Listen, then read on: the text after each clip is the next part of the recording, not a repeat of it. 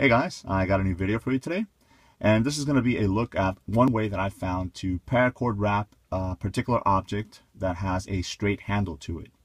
In this case, you see here a rubber mallet which has a wooden handle, pretty straight, and what I've done is I've paracord wrapped the bottom portion of it to give me a little bit better grip on the mallet itself while I'm using it.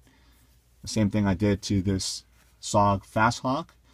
I wrap the bottom so if my hands are wet or greasy, it's not going to slide out of my hands. And then I just added a nice little decorative lanyard at the bottom there. So the beauty of this is that you can use pretty much any type of cord that you want to do these wraps. Obviously, as you guys can see, I use paracord because I have tons of it laying around.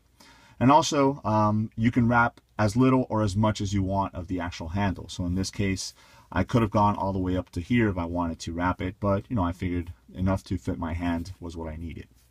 So what I'll do is I'll show you guys an object that I purchased. Here's one that I've already done, and this is a mini crowbar that I found. And what I did is I wrapped the majority of the handle of the crowbar, or the body of the crowbar, because the coating that they use on this is very slick. So if this were to be wet or greasy, it'll definitely slide out of my hands. So it gives me a more secure grip. And I opted to do the majority of this portion just because if I'm using it back here to kind of strike something, I have that. If I'm holding it up here to give me a little bit more precise work, then I can do that too. So it gives me, more options. So here I have a new one that I will be wrapping and showing you guys how I did that. A couple of things that you're going to need is obviously whatever cordage you're going to be using. In this case, I'm going to be using this paracord. It's got a black, purple, and neon green.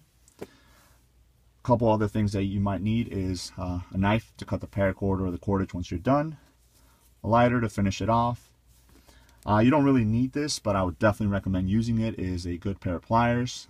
Towards the end, there's going to be a portion where you're going to have to grab the paracord and kind of pull it through all the other strands. So this definitely comes in handy. It'll definitely save your hands. And then last but not least is some tape. You don't have to use this again. I just use it to kind of keep the cordage in place while I'm wrapping it. So what I'll do is I'll go ahead and cut away and show you guys how that's done. Alright guys, so here we go. So the first thing you're going to do is grab the object that you're going to be wrapping. So in this case it's the mini pry bar, and get the cordage you're going to be using. So what you'll do is you'll go ahead and lay the cordage on top of the object, and you're going to give yourself from the point where you're going to end it or start it, depending on which way you're going. You're going to give yourself about an inch lead, let that out, and then you're going to come down to wherever it is that you're going to be ending it, or again starting it, in this case all the way down here. So this is where I would get the tape. All right, so just get yourself a little piece of tape, and again you've measured out where you want that to go. Give yourself the lead on one end, then come down the bottom. Okay, there you go. And what you're going to do is come back around, and in essence what you're doing is you're forming a little loop down here, right? And once you have that, you'll go ahead and tape off that section, making sure that loop is still there. All right.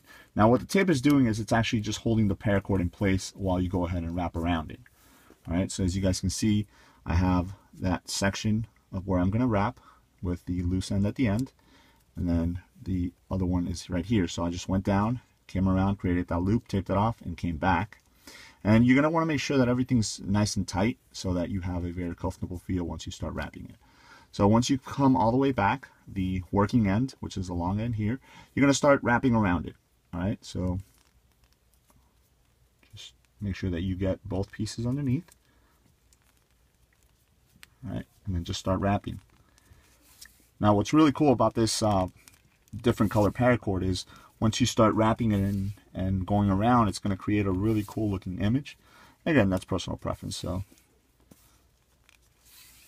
there you go.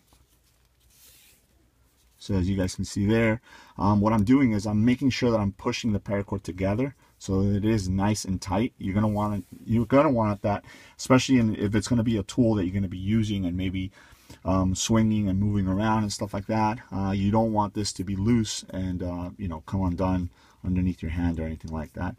So you just continue to wrap around there until you get to the end. So what I'll do is I'll go ahead and cut the video here and then come back once I'm towards the end and show you guys how to finish it. Alright guys, so here we are, almost towards the end of the wrap. So you guys can see I've wrapped all the way down till I almost hit the tape. So this is the point where you can actually take the tape off now. It's already served its purpose, held everything in place. So there we go. So what you're going to do is you're going to continue to wrap, alright, till you get to almost the end. And what you're going to want to do is you're going to want to make sure that you leave enough room on this loop to feed your paracord through, or your cordage, okay? So there it is. So what I'm going to do is I'm going to grab the end and I'm going to feed it through that loop. Okay. So there it is.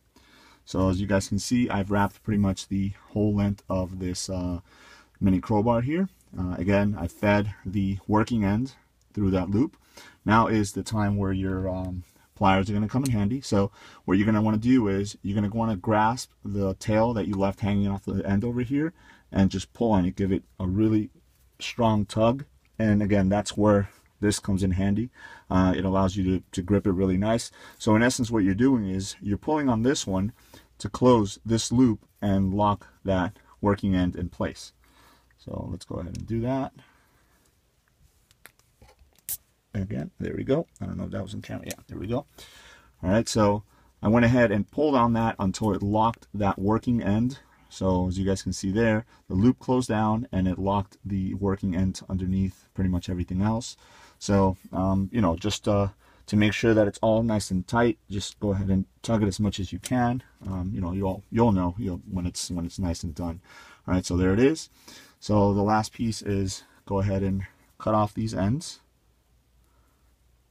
Okay, so we'll cut this one, and here comes your lighter.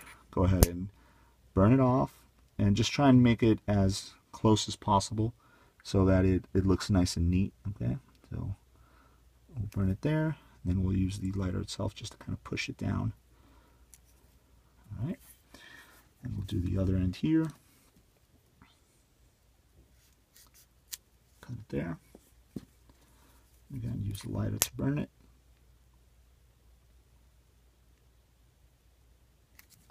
And just mash it down. All right, there we go. And there it is. There's your finished product. Now it's nice and comfortable. You know, you're not going to have to worry about it sliding out of your hands if you were to use this, if you were to swing it or use it for, you know, use heavy usage out of it. And again, it's very easy. You can do it with pretty much any object that is has a straight handle like this. Again, here's the rubber mallet, and again, in this particular instance, because this wood is so slippery, it definitely makes a world of difference to have this on there, especially if my hands are sweaty or this is wet or anything like that. And the same thing with the finish on this crowbar. So now all I have left is to go ahead and you know, just kind of sand this down a little bit to make it a little sharper, and it is the perfect setup right there. So there it is. Let me know if you guys have any questions, and I hope this helps. Thanks.